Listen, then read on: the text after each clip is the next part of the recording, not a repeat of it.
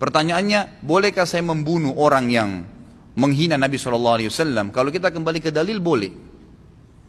Kalau kembali ke dalil, boleh. Nabi SAW pernah menyuruh para sahabat membunuh Ka'ab bin Ashraf. Baca dalam riwayat Bukhari.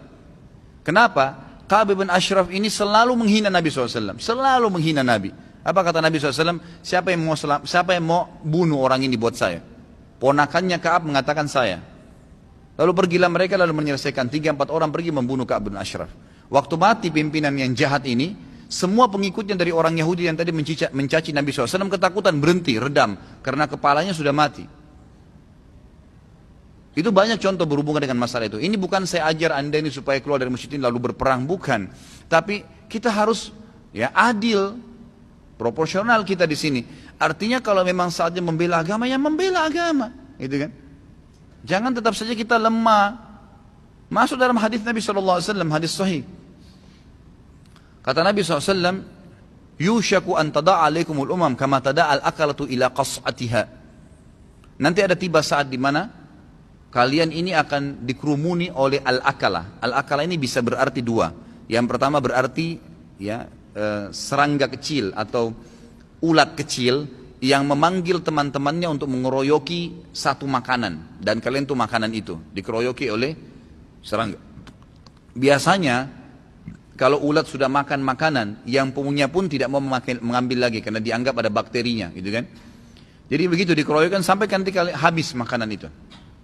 Makna yang lain kata ulama adalah al-akala, maksudnya di sini adalah orang yang punya makanan ngundang tamu, ya, kemudian ditaruh di nampan, dihadirkan nampan, kemudian pada saat dihadirkan nampan tersebut, ya, dia manggil tamu-tamunya, ayo makan yuk.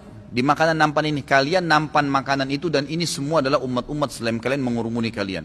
Para sahabat waktu itu ikhwas kalian kaget dan berkata apa? Amin killatin nahnu yawma idin ya Rasulullah. Waktu itu kita sedikit jumlahnya Rasulullah. Kenapa sahabat tanya begitu? Karena waktu itu saja jumlah sahabat sedikit, orang-orang kafir pada takut semua. Gitu kan? Maka nggak masuk di akal kalau umat-umat semua ngeroyokin sementara jumlah kita banyak. Jawaban Nabi ternyata menjelaskan kepada mereka apa?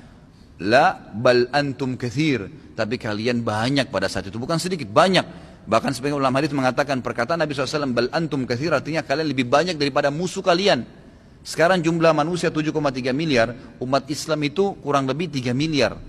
Hampir 40% dari penduduk ini orang Islam. Apa kata Nabi SAW? Walakinnakum gutha'u ka gutha'is sayr.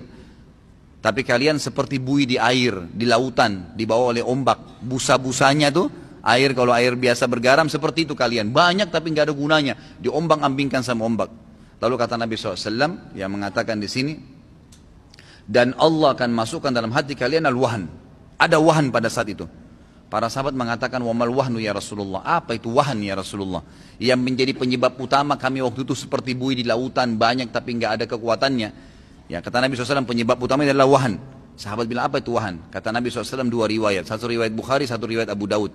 Riwayat Bukhari berbunyi, ya hubbud dunya wa karahiyatil maut. Cinta dengan dunia, kalian betul-betul biar waktu sholat datang tetap bisnis. Biar apapun pendapatan haram tetap didahulukan daripada yang halal. Pokoknya dunianya luar biasa, mendominasi, meninggalkan akhiratnya. Dan kalian takut dengan kematian. Nggak ada lagi pikir masalah akhirat. Nggak ada, takut mati karena tidak ada amal solehnya. Riwayat Abu Daud yang lebih agung, kata Nabi, maksudnya lebih agung sini secara makna ya, bukan berarti mengalahkan riwayat Bukhari. Kata Nabi SAW, hubbud dunya wa karahiyatul jihad.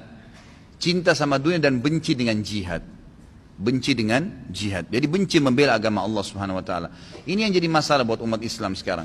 Tentu di sini ada kelompok yang ekstrim, keluar karena semangat jihad lalu tidak ada instruksi, tidak ada pemimpin, tidak ada penyebab, tiba-tiba membentuk pasukan lalu menyalahgunakan istilah jihad, membom dirinya. Ini nggak boleh dalam Islam. Membunuh diri nggak boleh dalam jihad. Tidak boleh dalam jihad. Kita perang, melempar bom, kena orang mati, kita kena percikannya mati, itu baru mati syahid. Tapi kalau bom diri itu bunuh diri namanya. Terlebih lagi membuat kerusakan, membom di wilayah umat Islam, tidak boleh. Nggak boleh gitu kan. Bagaimana caranya dibom di Jakarta padahal pemimpin kita muslim, mayoritas muslim, masjid lagi ditakmirkan, gitu kan? Alasannya membunuh 2 orang turis. Apa gunanya membunuh 2 orang turis? Pergi ke Israel sana bunuh presidennya. Itu baru jantan. Di sini diam-diam masuk bom dirinya. Siapa yang bilang jantan itu? Subhanallah. lalu mengatasnamakan jihad. Dari mana jihad membunuh diri itu? Gak ada sama sekali. Kalau dibunuh oleh musuh iya, betul, gitu kan? Sampai sekarang ikhwas sekalian, fatwa yang mengatakan bom bunuh diri boleh itu 1% dari ulama, 99 semua mengharamkan. Gak boleh bom bunuh diri itu, biar di Palestina. Disuruh melawan, lawan silakan, mati, ya itu mati syahid. Tapi kalau bunuh dirinya, berarti dia bunuh diri dulu, itu bukan mati syahid namanya. Gak ada hubungannya bunuh diri dengan mati syahid, ini harus difahamin. Jadi harus kita betul-betul pada tempatnya gitu kan. Tidak boleh juga kita terlalu lemah, lalai betul-betul meninggalkan sama sekali.